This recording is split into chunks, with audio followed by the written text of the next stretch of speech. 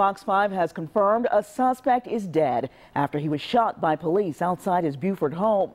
The scene unfolded in the 3700 block of Sewanee Mill Drive earlier tonight.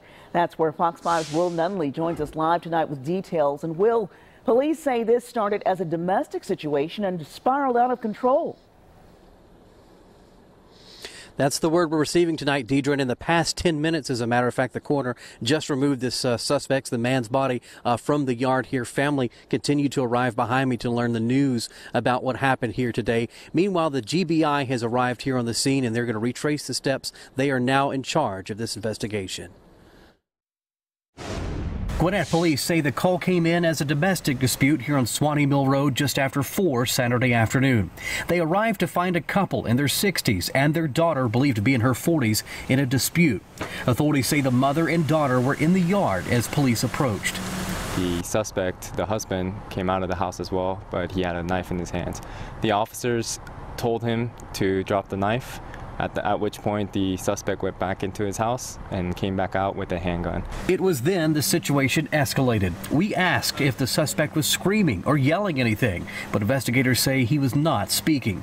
Police say commands to drop the weapon were ignored by the man. The suspect didn't listen for several minutes, at which point the suspect raised the handgun and pointed at multiple officers. One of the officers on scene shot the suspect, striking him, and the officers on scene went to him and tried to render aid, but the suspect was declared deceased. We're told the man's wife and daughter were nearby when the shooting took place. Investigators say the woman and her daughter were threatened at some point with a weapon as well. For most of the evening, the neighborhood streets were closed as the crime scene was examined. The name of the officer involved has not been released, pending the early stages of the investigation. We do not respond to this area often. It is usually a quiet area. And even hours later, this remains a very active investigation here well into the late hours of tonight. We're seeing officers go door to door, still talking to neighbors and interviewing witnesses about what took place here today. We are told that the officers that were responding this afternoon were wearing body cameras, and so there is several different angles of body camera footage to record what transpired here today. That's the latest tonight in Buford. Will Nunley, Fox 5 News. Will, thank you.